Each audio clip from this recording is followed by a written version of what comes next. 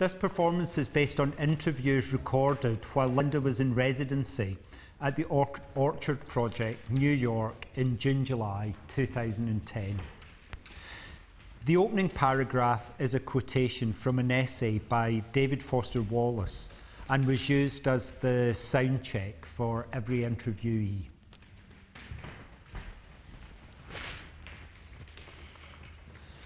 There are these two young fish. There are these two young fish swimming along. And they happen to meet an older fish swimming the other way, who nods at them and says, "Morning, boys. How's the water?" And the two young fish swim on for a bit, and then eventually one of them looks over at the other one and goes, "What the hell is water?" H, female, 28. I'm pretty doubtful. I'm really doubtful of myself. Like, I'm the kind of person who, I don't trust my own opinions.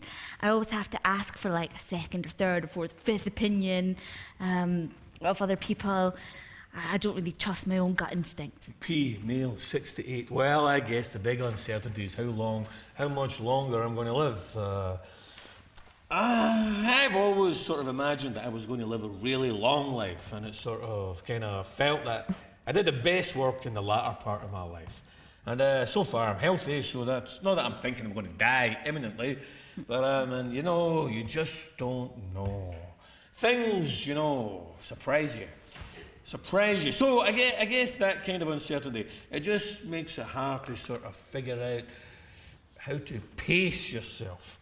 How to, whether you should be in a frenzy of getting things done, or whether have a kind of leisured 20 years to get it done.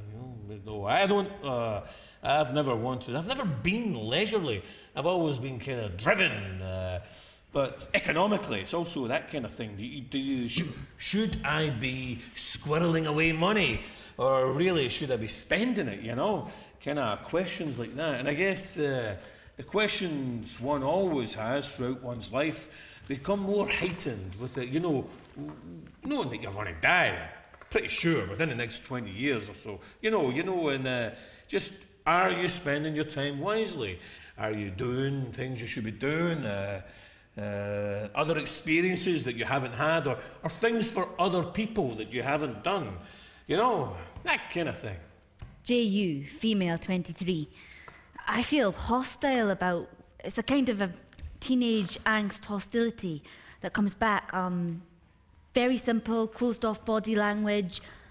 I think when I get into those moods, very introverted, very twitchy also, and very wary of people. So I think those two go together, like being uncertain about something and also a lack of being able to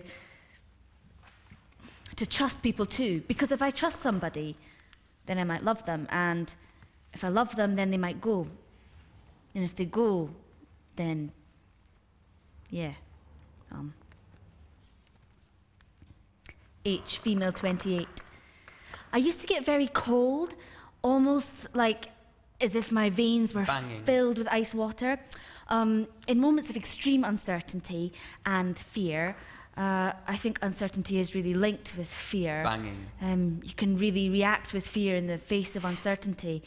And I used to feel extremely cold, especially in my arms.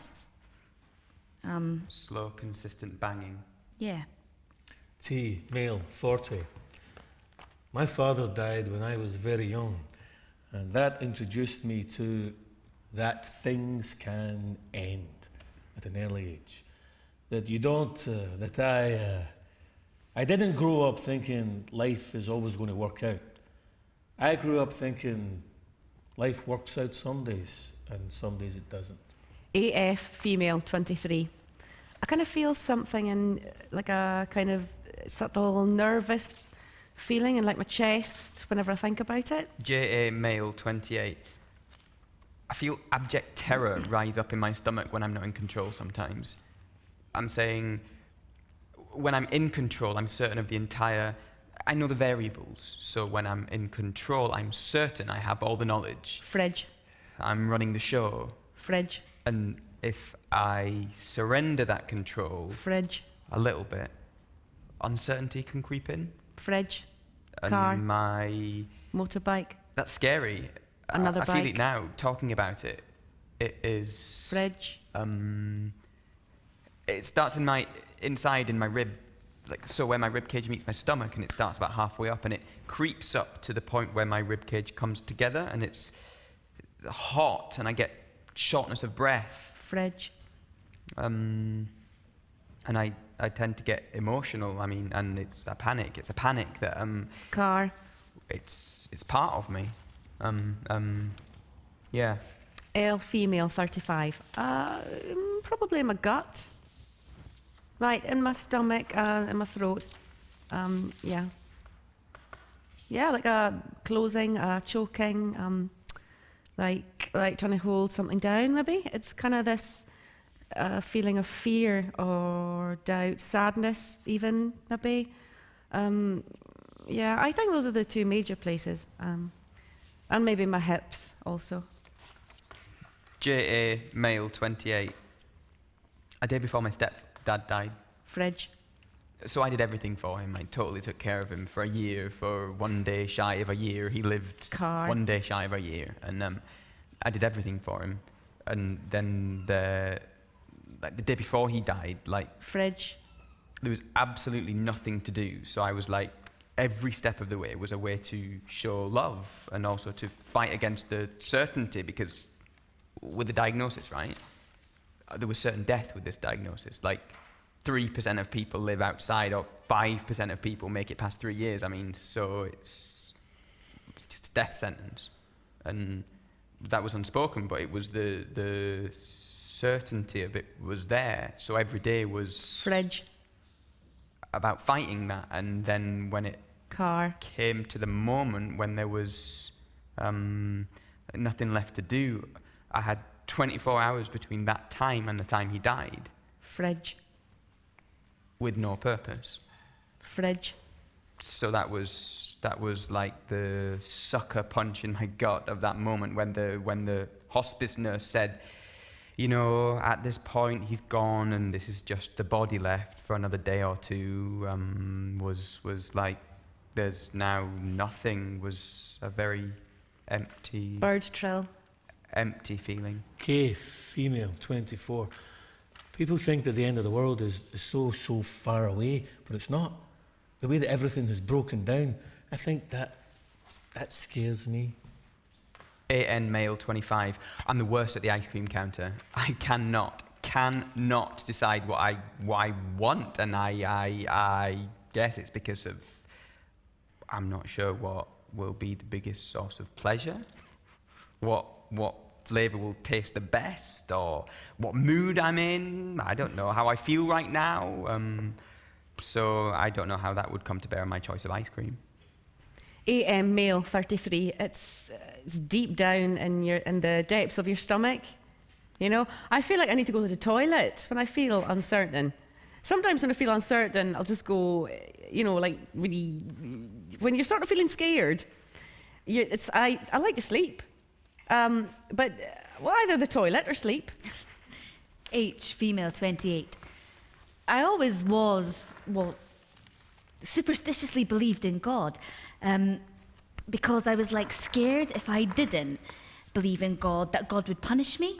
And I used to do these really weird, almost OCD-like things where I would pray, but I would have to write out God's name in the mirror after I took a shower, like really weird things, because I thought if I didn't do that, God would get mad at me when I was a kid. R, female, 32. You know, I just know now that I'm going to be uncertain, that I'm going to be uncertain about things, about God, about which I've made a lot of effort to. I wanted to be religious so much. I wanted to know. And Boys laughed nearby. And more. I think I just wanted a community. And I think part of the certainty is you find your people when you're certain. Like, you know that it's this religion or that religion, then you belong with those people, and you know you're and you're righteous about some politics, you know? And I think that's what I was looking for, a certainty that these are my people. And I think that being mixed race and being a family that's all mixed race and displaced, and every part of our family is displaced because of World War II, and that's how we all came together. So there's a lot of not belonging, running away, and Door slams hard shut. disowning past. AN male 25. I wish I could say, you know, I wish I'd be interested. I'd be interested to hear some sort of study or some analysis of people who are believers, who have faith, and how that comes to bear on their life decisions and how they deal with uncertainty. If you believe there's more, if you believe that Shifting in a chair. as long as you're a loving, God-fearing Christian, for example, then there's more after this. You're probably not too concerned, really. Yeah. I don't know, it's a hypothesis. A female 30. I wish I had an answer man that lived in my pocket that I could just pull out and be like I wish I had someone who could be like, here's the answer. Because otherwise I just feel like I'm standing at a craps table throwing dice. S, male 37. Oh wow, I'm rock bottom. I've got nothing. I'm uncertain, fear, dread. I'm feeling at a fearful place. I can't move. I can't act. I'm stuck. I'm fucked. I'm dead. It's like, oh my God, I need comfort. Right, so these two cameras are going. I'm going around here. You're going around the back. This will happen very quickly on the right, I promise you. Now, you've got two cameras left, so this side address that camera. They don't move. Sorry? They stay exactly where they are. They won't move, they'll stay where they are. Okay. So, Ian, Nalini's going to be the first person who speaks after this pause. Can you just give her, you guys make eye contact so Nalini knows she's okay to go. All I'm going to do is just shut the camera over here. Oh, pardon me. Okay, cool. Okay. Okay. H, female 28. I had a really awakening experience where I went through an extremely dark period. I thought I was completely hopeless, and I thought I kind of wanted to die. I was almost suicidal, and I found a faith very slowly. It wasn't like a white light moment. Fast car. Very slowly, I started to piecing together my life, because a lot of things had fallen apart, and very slowly I saw miracle after miracle of like things working all of a sudden, whereas they hadn't been able to work before, and everything falling into place, whereas I thought things were falling apart. And through that, I've gained some sort of faith that's still very nebulous, and I don't really know if it's God or what, but I see that if I show up and I put in work and I do the right things, things really do start to happen.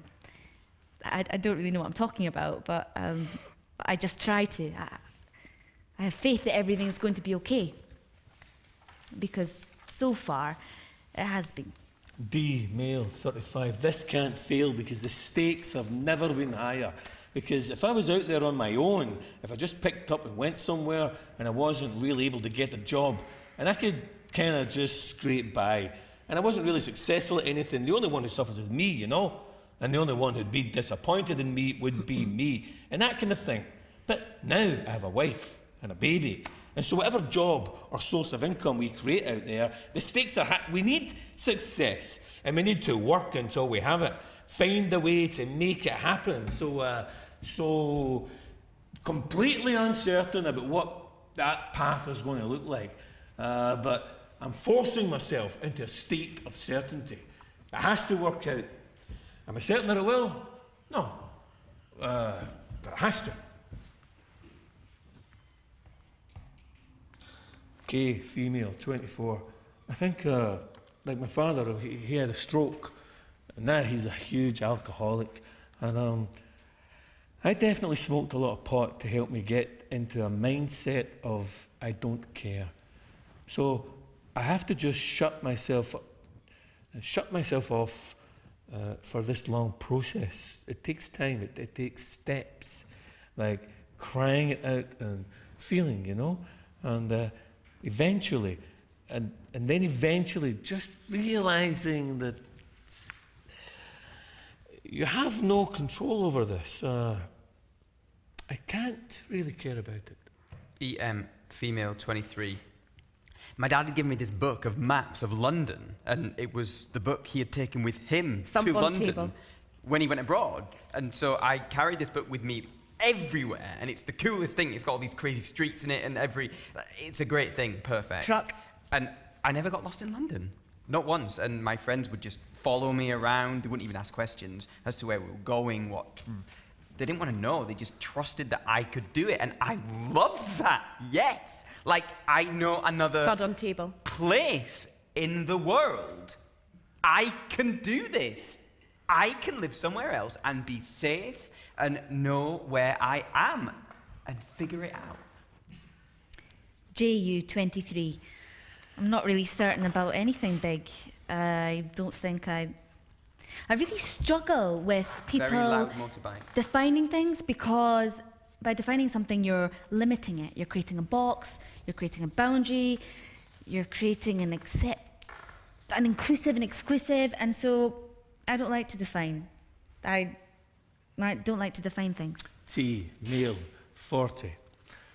Well, I prepare a lot. Uncertainty is so much connected to fear, isn't it? It's, and this, it was the first time I'd ever done anything like that. It was a big deal for me, and things were kind of falling apart, as they always do. Things were starting to fall apart, and I didn't know what was going on. We only had one day, and I stayed up all night long rehearsing the next day, and I rehearsed it over and over and over and over again, so that when I went in the next day and I'd rehearsed, okay, I'm going to say this, and then this person is going to say this, or this, in response to what I say. And then so I would come up with a response to each of those things and how to bring it back around. Because, you know, I work with a lot of people who are outside the box, you know. They just show up and they do it in their own way. And then you ask them a question. You ask them to do something, and then they find a way to tell you that they can't do that. But it takes them an hour to tell you. So then you've lost an hour or something like that, you know. You have to learn how to work with them because they're divine. But that's what I did. I practiced and I practiced and I practiced, and I figured it out, all of that, and it worked. The next day I went in, I was tired because I hadn't slept at all, but I just engaged with every single thing that we needed to accomplish, we got done. And everybody said things to me. They were the things that I had rehearsed. And they were, you know, there was just a slight variation, and I had a response, and I'd worked, because I'd worked so freaking hard to make this day happen. Well, all the uncertainty that would have been there, if I hadn't prepared, it fell away. EM, female, 23. I think I believe in karma. I think I do. I get the sense that, you know, when you do something bad or dishonest, or especially if it's something big or hurtful to someone, somehow the universe will make sure it comes back and bites you in the ass somehow. It'll happen, especially when you least expect it. Like, every time something like that happens to me, I'm like, oh, I knew I shouldn't have done that. Thud table. And now, Thud. this sucks. L, female, 35. And I get the feeling that we have lived prior to the life that we're living in right now. So I just don't believe that this is it. And I don't believe it ends here, because there are just too many coincidences. There are just feelings and senses. When you meet some people in spirits, you know, kind of, you know, I just have this feeling when I meet someone sometimes that I've known them before. T, male, 40. I mean, I think that's what, isn't that what utopia and heaven and is all about, is the certainty. Is a place where you're always certain, that you're always happy, and there's no suffering, and there's no passion, that passion is suffering. I guess you wouldn't be bored because you wouldn't know what being bored was, because it's heaven, so there's nothing, there's no boring. But I don't know, I find that's the strangest fantasy. It's the strangest thing to set up, the strangest mythology. I'm insulted that we, as a human species, that we have created in our mythology. It's just like, what the hell? EL, female, 60. I think I actually secretly have a lot of superstitions that I would never admit to anyone. But, you know, some like, if you can think of all the bad things that can happen, those are not going to be the ones that are going to happen. So you have to try to think of all of them, and then those will not be the ones that will happen. I never, in my life, you know, hit any kind of thing, or have to back up, or touch things, or like some people do that. But in my mind, something's like, okay, like this, or this, or this. Like, if you can think of it, it'll be, odds are, that it won't happen tomorrow. AN male 25. I mean, I think it's the same process in a way that I was going through what we all go through when you glom onto something to frame your whole world perspective around and say, is that me? It is me. That is absolutely me. And then you become disillusioned because you realize that there's some little thing in there that is not me, or that I don't agree with, all right? And so then I think the way this type of person deals with that indecision is they cling to that life raft thing and they glom onto the next thing. Oh, it's not punk rock, it's goth. It's not goth, it's God. They convert. Bob Dylan. It's always struck me, like, why did that guy join the church? That kind of drastic, sudden change of life, I think, is a way of dealing with uncertainty. AM male 33. Every once in a while I wake up and go, oh, universe, I'm going to fight you today. And then you know, when I go, not worth it, it's totally not worth it. Like, if I actually just kind of get on, you know, it's like wind, you know? Everyone has their unique attributes and unique things to sort of provide to society around them. But I think everybody does it in different ways. And the part of it, learning what the wind, you know, what the wind's that's unique to you, what direction it's going in. Because then you can use it rather than fight it. Haven't you ever really looked at somebody and just said, you're really this? And they're like, no, I'm a this. And, you know, and so, in effect, what you really say is, tap, tap. You don't see the wind. And the wind is right there. It's actually sort of pushing you, but you're just standing there really firm and fighting the wind. Think how great it would be if you ran in the same direction as the wind, how fast you'd move. S, male 37. I remember talking to my brother about that. How the hell do you do this? And he mentioned about you have neutrality, certain things that you do, they're simple things, you know, very simple things. He's a techie, a computer guy, but he loves his Twizzlers, his red licorice, and his Coke. You know what I mean? So there's certain things. So I do think about those things, those strategies of unmooring things when I go to a new place. So, you know, the room upstairs, I went and I sat in different sections of the room just to start. You first go into the room, it's different. I'm in a different place. I'm unmoored. But if you sit for a bit, you start to dialogue with it more from this angle. I never looked at that fan in that little picture frame and those two windows. And even just from sitting and reading from different vantage points, and the place starts to organically, chemically interact with you more, and you get more rooted. It's more of a homification of things then. And So I was thinking of that too, of like just that process. I was reading at the same time the first of the girl with the dragon tattoo, and of him first at the very beginning when he goes to the island. So I was reading about him going, I'm going to go stir crazy here in this. So at the same time I was thinking about, and I switched positions in the room, and I was watching, and the room actually started to transform as I started to adjust to it. R, female 32. That's partly why my certainties keep me going, in that I may have little, I'm not OCD, but I have little rituals that I like to keep, certainly when I'm feeling more overwhelmed. There's certainly things that I'll eat the same things, I'll clean certain things. I know certain things are in certain places, and when I wake up, they'll be there. And Car. when I get really overwhelmed, I go to the drugstore, and I look at the little sample sizes of things and the whole travel section, and it calms me down because I can try anything and not commit to it. But in the middle of the night, I've done that a bunch of times. S, male 37. Go out. Get out of the... Go out and reach out to somebody. Go help somebody else. And that will help get things going. It's not all you. There's a thing outside. It's not all just you. You think it's your responsibility, your guilt. You know, there's things outside of you, so go outside. Ha! Get outside! AN, male 25.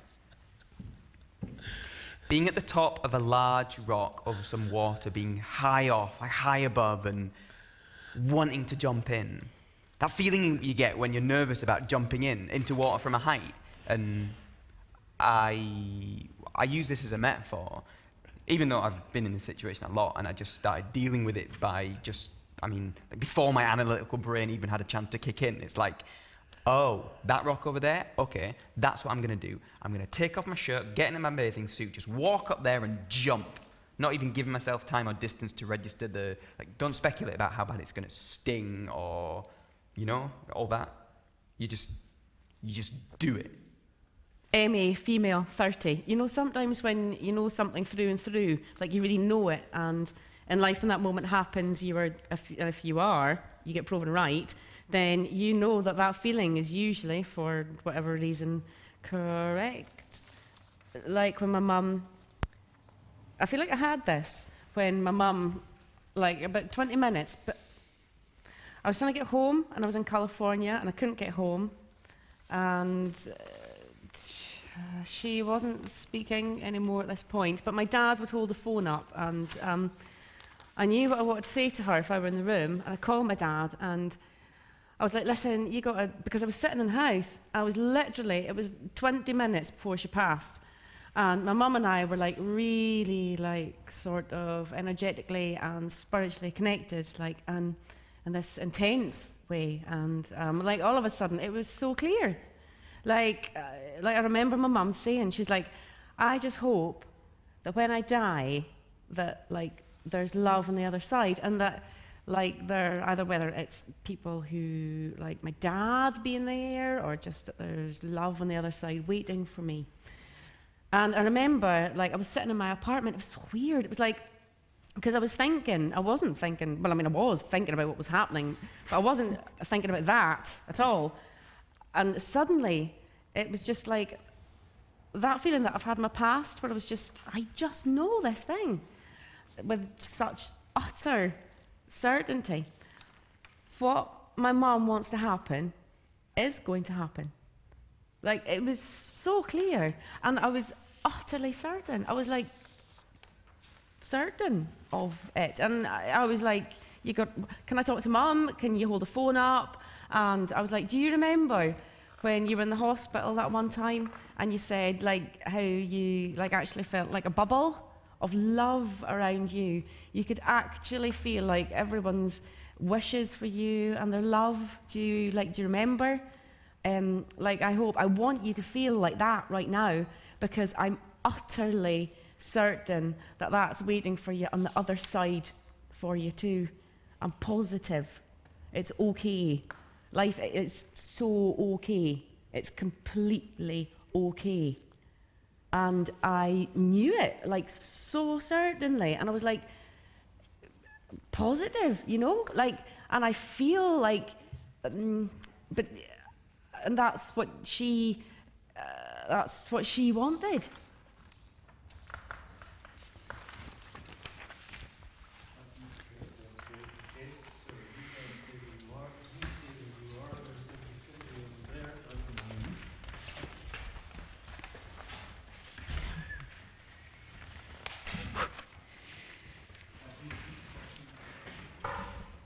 Yep. Yep. Sure.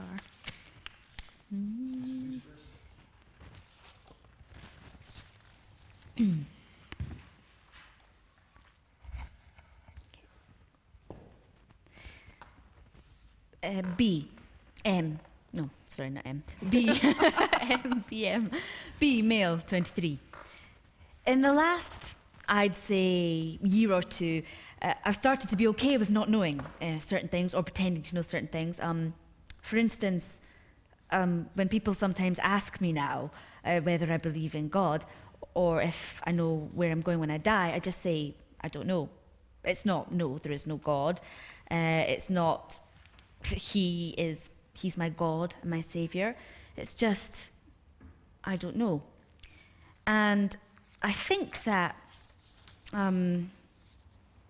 for some reason I've found this peace and uncertainty that I didn't have before. And I'm not sure why, but I think it's because because the edge of uncertainty is the most exciting and the most honest. T, male, 40.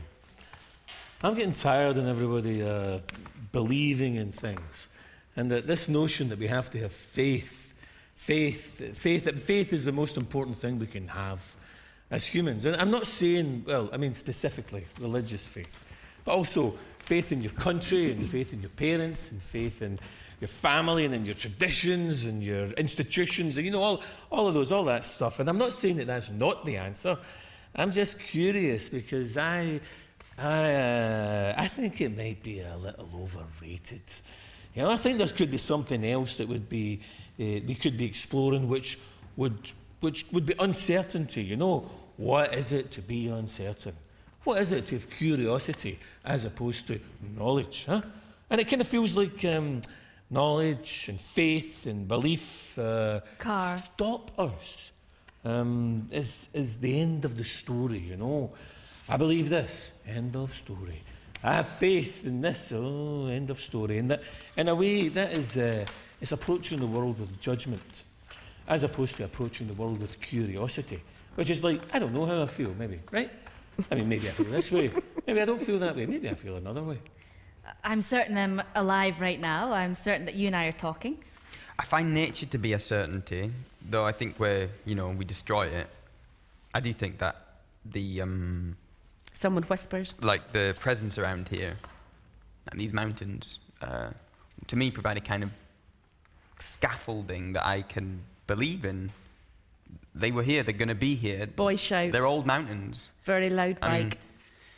I mean, the cycles of nature provide a rhythm to walk through. They're like a metronome, you know, like you see the seasons turn. Bike. You see the chicks born, you see the water go high and low, and it's like, this goes on. This goes on. Fridge. Bike. I have a really wonderful family who I love and who love me. I know how to chop tomatoes. Lorry brakes go shh. I really love food. I know how to run. I'll feel better if I get exercise. I know that the New York Times crossword puzzle is there to be done, and I know I can do it. I'm certain that we'll go through it together. I cook a really good fried egg. I'm good with animals. I certainly believe that there is life after this life. I'm not fundamentally good or bad. I'm both at all times. I really enjoy having a cup of coffee at 4 o'clock. I'm going to die. I love chocolate. It's always going to be good. I like having a dog. I am certain that my mother would kill or die for me. I know where I'm from. I know the people who are close to me. I like ice cream. If I throw something in the air, it will fall down. When you're dead, you're gone for good. This is what grass feels like. In water, I'm certain I can swim, so I can move around, just play around. Did you love that ending?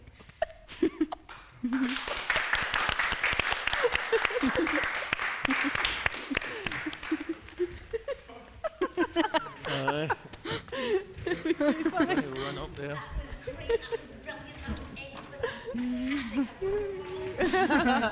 Well, thank you for this. Yes, Flippin' heck. good fun.